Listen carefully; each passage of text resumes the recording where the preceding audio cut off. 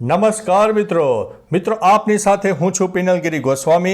આજના વેધર એનાલિસિસમાં વાત થશે આજે તારીખ 14 જુલાઈથી લઈને 22 જુલાઈ સુધી ગુજરાતમાં કેવું રહેશે હવામાન, કઈ સિસ્ટમ કામ કરી રહી છે કે જે ગુજરાતને અસર કરશે, આવનારા દિવસોમાં ગુજરાતની કેટલી શક્યતા છે। મિત્રો ઘણા મિત્રોએ તો વરસાદની આગાહી કરતાં એમ પણ જણાવ્યું હતું કે અઠવાડિયા સુધી આ વરાપનો રાઉન્ડ આવી શકે છે, પરંતુ મિત્રો આપણી આગાહી એકદમ અલગ હતી અને આપણે જણાવ્યું હતું કે ફક્ત સેટેલાઇટ બેઝના માધ્યમથી તમે ધ્યાન ન આપશો, કારણ કે લો ક્લાઉડ ફોર્મેશન, પવનની દિશા ઉપરાંત ભેજનું પ્રમાણ પણ અગત્યનું હોય છે અને આપણે અગાઉ પણ માહિતી આપી હતી કે વરાપનો રાઉન્ડ હશે તો પણ ગુજરાતના અનેક વિસ્તારમાં છૂટોછવાયો વરસાદ, તો કોઈ જગ્યાએ ભારે વરસાદ થઈ શકે છે અને તે પ્રમાણે વાતાવરણ પણ જોવા મળી રહ્યું છે। હવે મિત્રો વધુ વાતો નહીં કરતા જણાવીએ કે ગુજરાત અને તેની આસપાસ કઈ વરસાદની સિસ્ટમ કામ કરી રહી છે અને કયા જિલ્લાને સૌથી વધારે અસર કરશે। મિત્રો અત્યારે રાજસ્થાન તરફ એક સાયક્લોનિક સર્ક્યુલેશન સર્જાયું છે, જેના ભાગરૂપે થઈને રાજસ્થાન સહિત ગુજરાતના ઉત્તર ગુજરાત હોય, ગુજરાતનો પૂર્વ તરફના વિસ્તાર અને દક્ષિણ ગુજરાતમાં પણ વરસાદની શક્યતા રહે છે। દક્ષિણ ગુજરાતથી લઈને કેરળ સુધીની વરસાદની જે ટફ રેખા છે એ મિત્રો આપણે અગાઉ પણ માહિતી આપી હતી કે લાંબા ગાળાની ટફ રેખા છે અને તેના લીધે થઈને દક્ષિણ ગુજરાતમાં વરસાદ થશે, જ્યારે રાજસ્થાન તરફ સર્જાયેલા સાયક્લોનિક સિસ્ટમને કારણે મધ્ય ભારત સહિત પશ્ચિમ ભારતના અનેક ભાગોમાં વરસાદની શક્યતા રહે છે। મહત્વનું છે કે મિત્રો બેક ટુ બેક વરસાદની સિસ્ટમો સક્રિય થઈ રહી છે, જેના કારણે ગુજરાતમાં હજુ પણ વરસાદની શક્યતા રહે છે। ત્યારબાદ મિત્રો બંગાળની ખાડીમાં ફરીથી એક સાયક્લોનિક સિસ્ટમ સર્જાશે, જે ફરીથી મધ્ય ભારત તરફ આવશે અને આગામી તારીખ 20-22 જુલાઈ બાદ ફરીથી એક વરસાદનો નવો રાઉન્ડ આવવાનો છે, એટલે કે ગુજરાતમાં અવિરતપણે વરસાદ જોવા મળનારો છે। અને આ વખતે જે કચ્છના મિત્રોમાં કહે છે કે વરસાદ ઓછો છે, તો કચ્છમાં પણ આ રાઉન્ડમાં વરસાદ વધુ મળી જાય તેવી સંભાવના છે। હવે મિત્રો સેટેલાઇટ બેઝના માધ્યમથી ચકાસવાનો પ્રયત્ન કરીશું તો અત્યારે જોધપુર સહિત અનેક વિસ્તારમાં વરસાદ દેખાઈ રહ્યો છે, ઉપરાંત ઉત્તર ગુજરાતના પણ અનેક ભાગોમાં વરસાદની શક્યતા, મધ્ય ગુજરાતમાં છૂટોછવાયો વરસાદ અને દક્ષિણ ગુજરાતમાં પણ છૂટોછવાયો વરસાદ થઈ શકે છે। આગામી 24 કલાકમાં સૌરાષ્ટ્રના દક્ષિણ પટ્ટો ઉપરાંત પૂર્વ તરફના વિસ્તારમાં પણ વરસાદની શક્યતા વધુ છે, જ્યારે કચ્છમાં આગામી 2 દિવસમાં ભારેથી અતિ ભારે વરસાદ થઈ શકે તેવી સંભાવના છે। અત્યારે મિત્રો સેટેલાઇટ બેઝમાં માધ્યમથી નહીં દેખાય, પરંતુ જણાવીએ કે કચ્છના ઉત્તરી પટ્ટા હોય, ઉત્તર ગુજરાતના ઉત્તરી પટ્ટા હોય, તેમાં છૂટોછવાયો વરસાદ તો કોઈ જગ્યાએ ભારેથી અતિ ભારે વરસાદ થઈ શકે છે। આગામી 3 દિવસમાં મિત્રો ઉત્તર ગુજરાતના કોઈ વિસ્તારમાં તો 1 ઇંચથી લઈને 11 ઇંચ સુધીનો વરસાદ ફક્ત એક જ દિવસમાં થઈ જાય તેવી શક્યતા દેખાઈ રહી છે।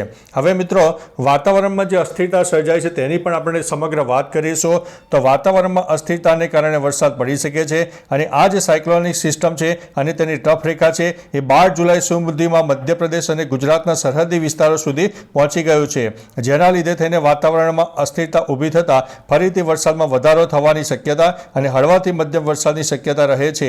અમદાવાદની સાથે સમગ્ર પૂર્વ અને મધ્ય ગુજરાતમાં હળવોથી મધ્યમ, દક્ષિણ ગુજરાત અને સૌરાષ્ટ્રમાં મધ્યમ વરસાદી ઝાપટા અને ટપ ગુજરાતથી કેટલો નજીક હજુ વધારે આવે છે તેના ઉપર વરસાદ નક્કી થશે કે કેટલો વરસાદ પડી શકે છે। ત્યારે મિત્રો હવે આજે તારીખ 14 જુલાઈ છે, તો 14 જુલાઈના રોજ ક્યાં પડી શકે છે વરસાદ, તો આ 3 જિલ્લાના લોકો ખાસ ધ્યાન રાખે અને ખાસ કરીને થોડા સાચવજો। ઉપરાંત મિત્રો ગુજરાતના અનેક વિસ્તારમાં ગઈકાલે જોરદાર વરસાદ ખાબક્યો, આજે 14 જુલાઈ છે, તો 14 જુલાઈના દિવસે પણ ઘણા સ્થળે વરસાદની શક્યતા રહે છે, જેમાં સાબરકાંઠા, અરવલ્લી, મહીસાગરમાં છૂટાછવાયા સ્થળે ભારેથી અતિ ભારે વરસાદ થઈ શકે છે। અહીં વરસાદનું મિત્રો ઓરેન્જ એલર્ટ પણ આપી દેવામાં આવ્યું છે। બીજી તરફ બનાસકાંઠા, મહેસાણા, પંચમહાલ, દાહોદ, અમરેલી, ભાવનગર, નવસારી, વલસાડ, દમણ અને દાદરાનગર હવેલીમાં પણ વરસાદનો યલો એલર્ટ આપવામાં આવ્યું છે। મિત્રો મહત્વનું છે કે ગુજરાતમાં હવે ધીમે ધીમે સાર્વત્રિક વરસાદનો માહોલ સર્જાશે, જેમાં ગુજરાતના પૂર્વ તરફથી લઈને કચ્છના પશ્ચિમ તરફના વિસ્તારોમાં એક વરસાદ અવિરતપણે જોવા મળશે અને સાર્વત્રિક વરસાદનો માહોલ પણ સર્જાવાનો છે। કોઈ વિસ્તારને બાદ કરતાં આગામી 3 દિવસમાં ગુજરાતના 50% થી 70% વિસ્તારોમાં વરસાદ થઈ જાય તેવી સંભાવના છે અને આપણે અગાઉ પણ માહિતી આપી હતી કે આ 15 જુલાઈ સુધીમાં ગુજરાતમાં 50% જે એવરેજ વરસાદનું પ્રમાણ છે જોવા મળી શકે છે, ત્યારે મિત્રો અત્યારે 47%ની આસપાસ વરસાદ જોવા મળ્યો છે અને આગામી 2-3 દિવસમાં આ જે વરસાદનું એવરેજ પ્રમાણ છે 50% અથવા તો તેનાથી વધુ પણ થઈ જાય તેવી શક્યતા છે। એકંદરે મિત્રો ચોમાસું સારું રહેવાનું છે, મધ્યમથી વધુ વરસાદ થાય તેવી સંભાવના દેખાઈ રહી છે। હવે મિત્રો સેટેલાઇટ બેઝના માધ્યમથી આપણે જોવાનો પ્રયત્ન કરીશું કે ગુજરાત અને તેની આસપાસ કઈ સિસ્ટમ કામ કરે છે અને આવનારા દિવસોમાં આ સિસ્ટમનું જોર કેટલું રહી શકે છે। હવે મિત્રો આગામી 12 કલાકની વાત કરીએ તો તમે જોઈ શકો છો કે રાજસ્થાન તરફ એક મજબૂત સાયક્લોનિક સિસ્ટમ સર્જાયું છે. રાજસ્થાન અનેક ભાગોમાં 1 ઇંચથી લઈને 8 ઇંચ કરતાં વધારે વરસાદ સર્જાય અને જેના લીધે થઈને ઉત્તર ગુજરાતમાં પણ આજે વરસાદની શક્યતા વધુ છે. ગુજરાતના પૂર્વ તરફના વિસ્તારમાં પણ વરસાદની શક્યતા વધુ દેખાઈ રહી છે. ત્યારે આગામી 24 કલાકની વાત કરીએ તો તમે જોઈ શકો છો કે આગામી 24 કલાકમાં પણ રાજસ્થાનમાં આ સિસ્ટમ વધારે મજબૂત સર્જાશે. આગામી 2 દિવસની વાત કરીએ તો એ સિસ્ટમ વધુ ને વધુ મજબૂત થતી જણાય. આગામી 4 દિવસની મિત્રો વાત કરીએ તો આ સિસ્ટમ વધારે ને વધારે મજબૂત થશે, જે મધ્ય ભારત સહિત ઉત્તર ભારતના પણ અનેક વિસ્તારમાં મેઘતાંડવ આપે તેવી શક્યતા છે.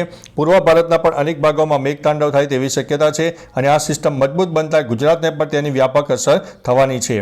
આગામી 8 દિવસની વાત કરીએ તો મિત્રો આ જે વરસાદની સિસ્ટમ છે એ રાજસ્થાન તરફ જે સર્જાયેલી સિસ્ટમ છે, ઉત્તર ભારત, પૂર્વ ભારત, મધ્ય ભારતના અનેક ભાગોને વરસાદ તો આપશે જ, પરંતુ મિત્રો જે કચ્છના વિસ્તારો છે જેમાં ખાવડા સહિત અનેક વિસ્તારમાં વરસાદની શક્યતા વધુ રહેશે.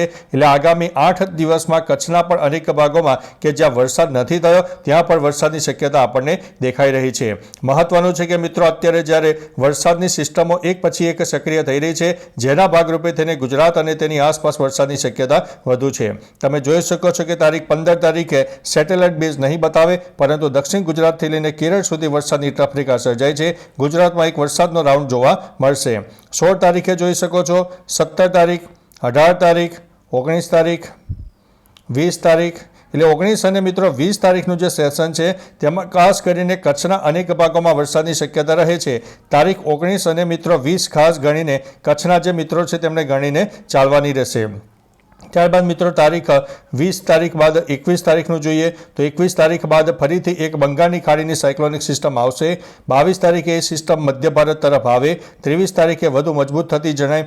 24 તારીખે એ સિસ્ટમ વધારે મજબૂત બને અને 25 તારીખની આસપાસ દક્ષિણ ગુજરાત સહિત અનેક વિસ્તારમાં વરસાદની શક્યતા દેખાઈ રહી છે. ત્યારબાદ મિત્રો 26 તારીખે પણ આ જે સિસ્ટમ છે મધ્ય ભારતમાં વધુ એક્ટિવ રહેશે. 27 તારીખે પણ આ સિસ્ટમનું જોર રહેશે અને 28 તારીખની આસપાસ પણ આ સિસ્ટમ હજુ ને હજુ આપણને જોવા મળનારી છે.